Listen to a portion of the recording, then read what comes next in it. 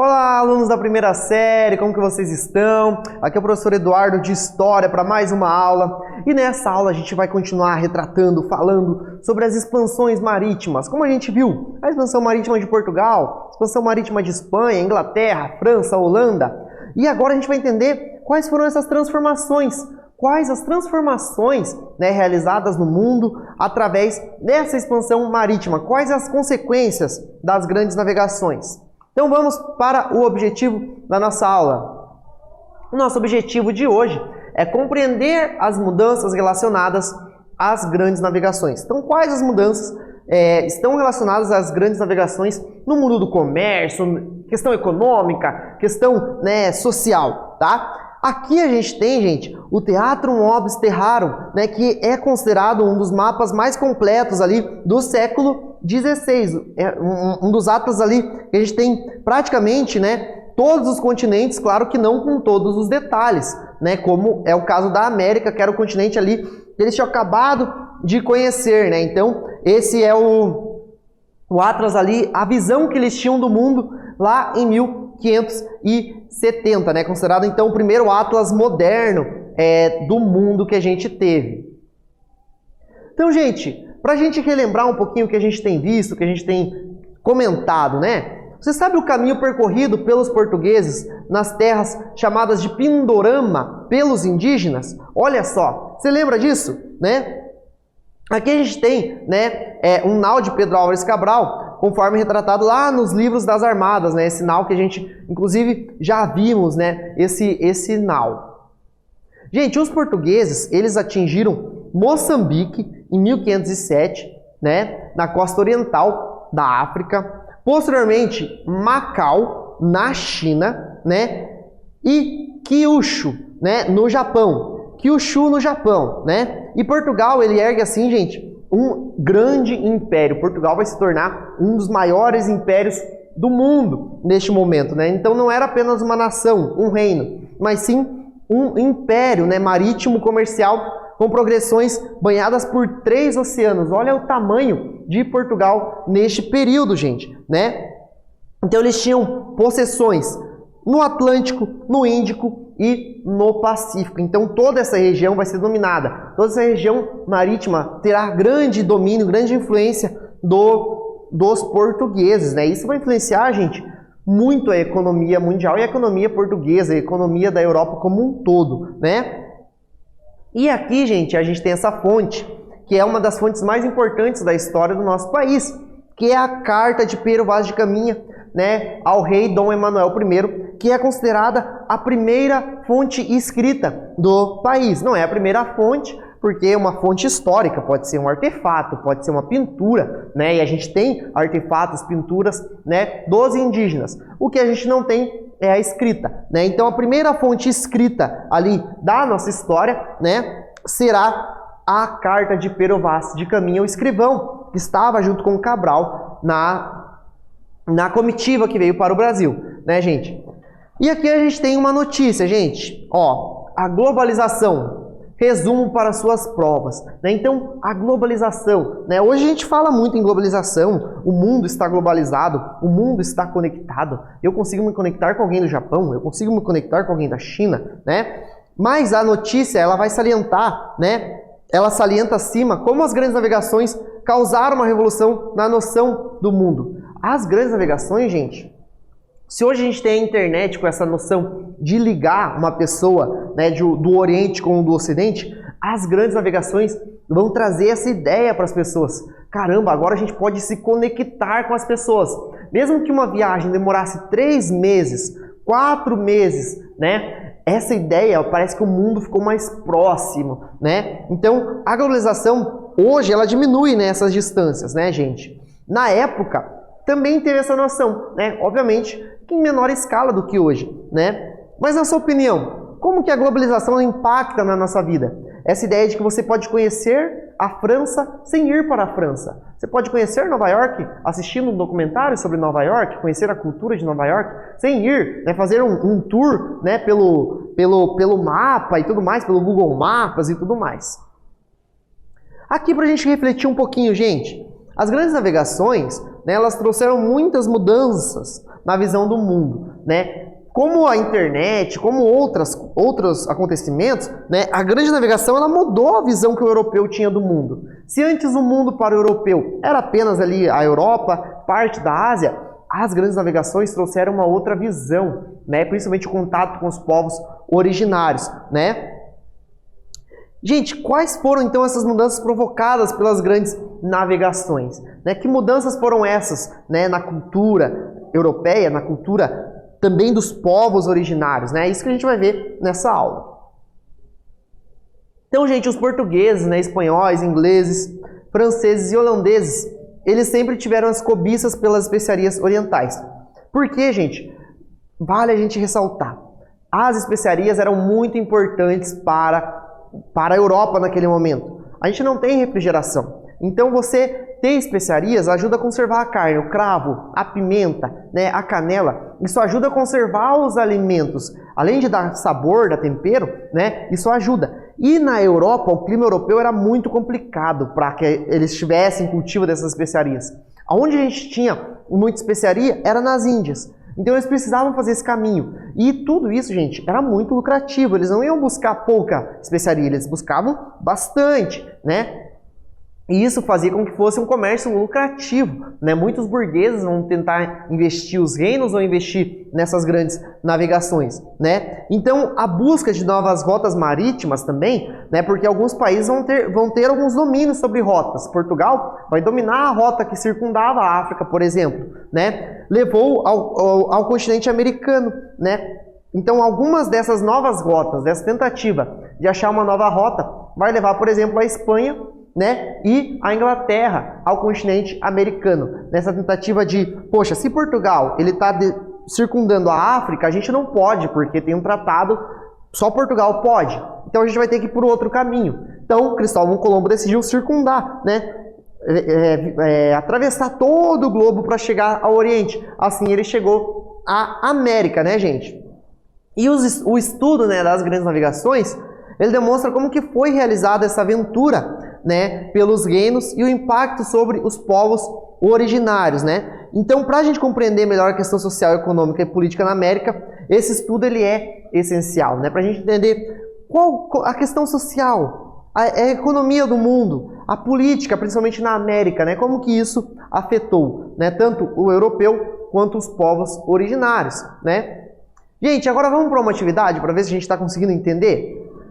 Qual foi o caminho percorrido pelos portugueses após saírem do lugar que os indígenas chamavam de Pindorama? Vamos ver se vocês lembram isso. Eu vou dar um tempinho para vocês e a gente já volta.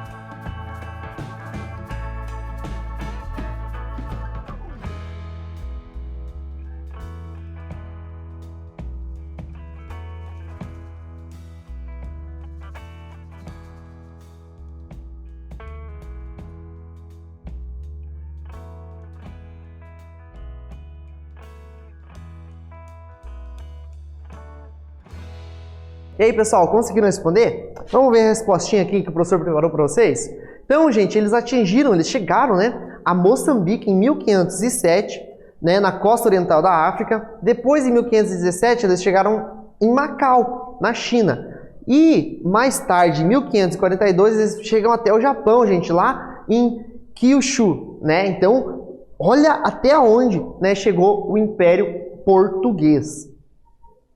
Aqui, gente, a gente tem o mapa, né, das grandes navegações dos europeus para o Novo Mundo, né, entre o século XV e século XVI, né, principalmente século XVI. Né. Século XV a gente vai ter o início ali, né, 1492, né, ali as primeiras viagens ali do Colombo, por exemplo. Né. Aqui a gente tem a Inglaterra, gente, a rota da Inglaterra, né, do Caboto, a primeira viagem. Por quê, gente?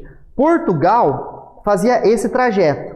Ó, Portugal ele saía daqui e ele circundava a África, né? Essa era uma rota que a primeiro momento deveria ser exclusiva dos portugueses, né? Pelo Tratado de Tordesilhas também, o mundo ele ia ser só dividido entre portugueses e espanhóis. Mas aí os outros europeus se acharam injustos, acharam injustiçados, falaram, pera lá, quem que escreveu? Tem até uma piada. Onde que está que Adão e Eva dividiu o mundo só para português e para espanhol? Quem que disse que Adão e Eva fez isso? Né? Porque a igreja queria determinar que o mundo ia ser dividido apenas entre os portugueses e os espanhóis, né?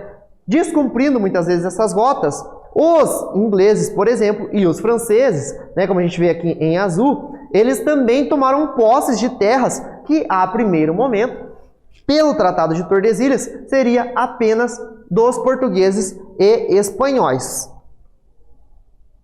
Gente, o movimento que a gente vai ter, né, de navegações, ele vai ser muito grande, gente, um volume muito grande, né? E o valor do comércio mundial também ele vai aumentar muito, né? Os lucros, né, das companhias, os lucros de empresários, os lucros dos reinos. Lembrando, gente, a burguesia ela começa a se aliar com os estados nacionais, né? Então a burguesia começa a lucrar muito, né? Muitos burgueses vão lucrar demais, né, com essas grandes navegações, né? Então eles financiavam também, compravam barcos, os banqueiros e tudo mais, acabavam financiando as grandes navegações, né, junto com os reinos, para também enriquecer, porque o retorno era praticamente garantido, né, gente? E aqui a gente tem um mapa, né, das viagens de Colombo, as 4 viagens do Cristóvão Colombo, né, às Bahamas.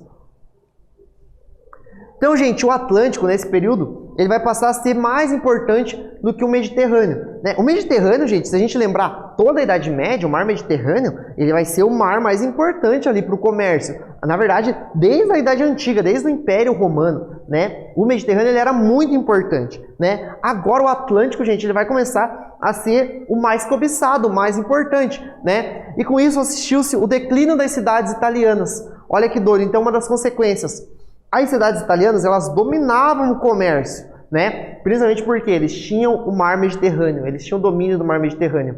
Com as rotas comerciais no Atlântico, o Mediterrâneo foi perdendo seu interesse, né? Foi perdendo ali aquele poder, aquele financiamento. Isso provocou um declínio das cidades italianas e a ascensão dos países banhados pelo Atlântico, como Portugal, Espanha, Inglaterra, França e Holanda. Esses países agora vão começar a dominar o cenário mundial, do comércio mundial, e não mais as cidades italianas. Isso, gente, vai fazer com que a gente tenha a construção de vastos impérios pelos europeus, né? Além da apropriação de riqueza dos povos africanos, asiáticos e os ameríndios, né? Então, todos esses povos que já estavam aqui na América, eles vão ser dominados pelos europeus e toda a riqueza, gente, vai ser extraída pelos europeus. Toda a riqueza desses territórios vai ser explorada de várias formas. A exploração do trabalho, a exploração da própria natureza, ouro, prata, madeira, né? A exploração do território em si, né? Então, aqui a gente tem qual país acaba sendo dominando qual região, né? Como vocês podem perceber, o Brasil está em amarelo, né? A região de Portugal. Portugal que vai explorar essa região, né, em amarelo. Então esse vai passar a ser o território português, né? aqui, né, já em 1750. Aqui a gente vai ter a Espanha em verde, né, pessoal? Também a Espanha em verde. A França em azul, né? Em vermelho a Inglaterra, né? Então aqui os principais territórios, os principais domínios desses colonizadores aí que a gente tem no mapa que vão explorar muito os ameríndios, né? Então, gente, vamos analisar esse mapa agora nessa atividade? Qual potência europeia do século XVI detinha a maior quantidade de territórios na América? Eu vou dar um tempinho para vocês e a gente já volta.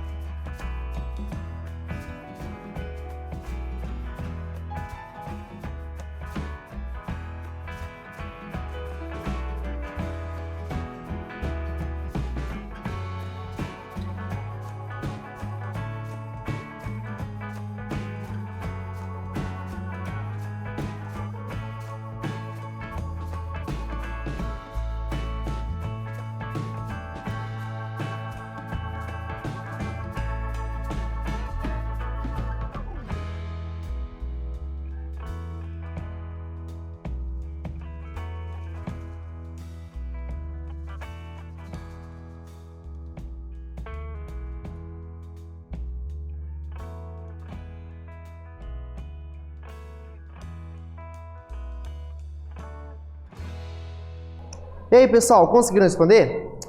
Vamos ver então, gente, ó. Dentre as potências, a Espanha que detinha a maior quantidade de terras. Olha, tudo aqui em verde, gente, fazia parte do Império Espanhol, né? O Império Espanhol tinha muitas terras, assim como Portugal também, né? O território brasileiro é muito, muito grande.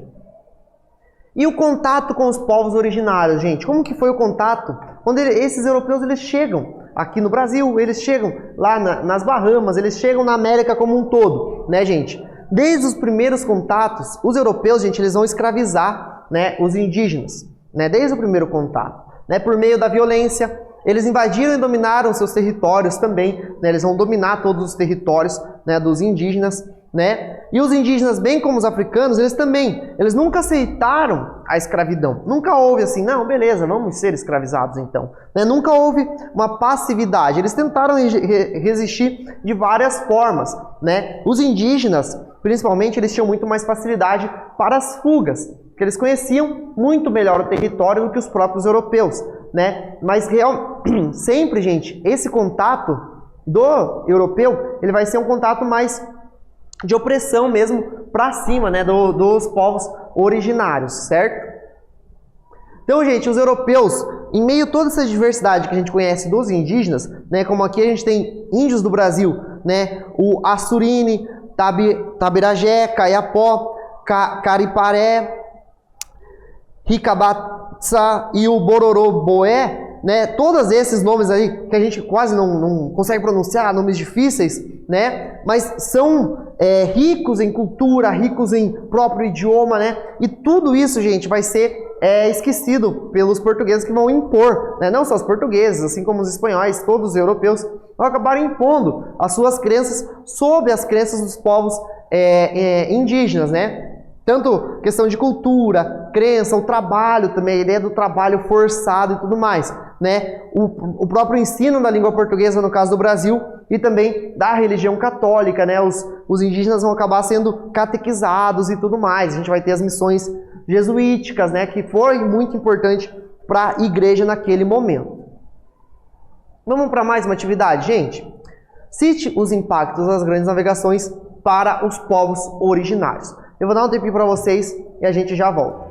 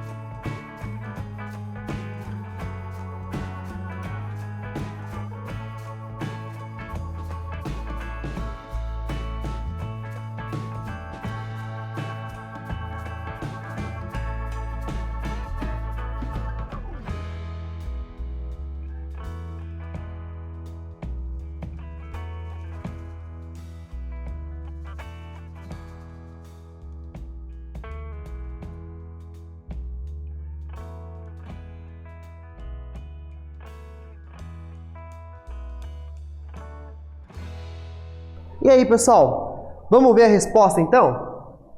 Os europeus, gente, eles impuseram aos indígenas, né, o sistema cultural por meio do trabalho forçado, do ensino da língua portuguesa e da religião católica. Então isso teve um grande impacto para os indígenas, para a cultura indígena, né, gente? Sem falar que a gente vai ter muitas doenças que vão ser trazidas pelos europeus e que os indígenas não tinham imunidade. Então, grande parte dos indígenas vão acabar sendo dizimados, né, durante todo esse período de colonização. Então, gente, o que a gente viu nessa aula? Vimos que as grandes navegações representam um marco na história dos povos ameríndios, né? O contato com uma nova cultura trouxe para a América um pouco do Ocidente, influenciando diretamente nossa sociedade contemporânea, né? E devemos ter em mente que o contato dos povos nativos com os colonizadores não foi fácil, mas influenciou diretamente a construção da nossa sociedade. Beleza, galera? Essas são as nossas referências. E essa foi a nossa aula de hoje, pessoal. Espero que tenham gostado e até a próxima.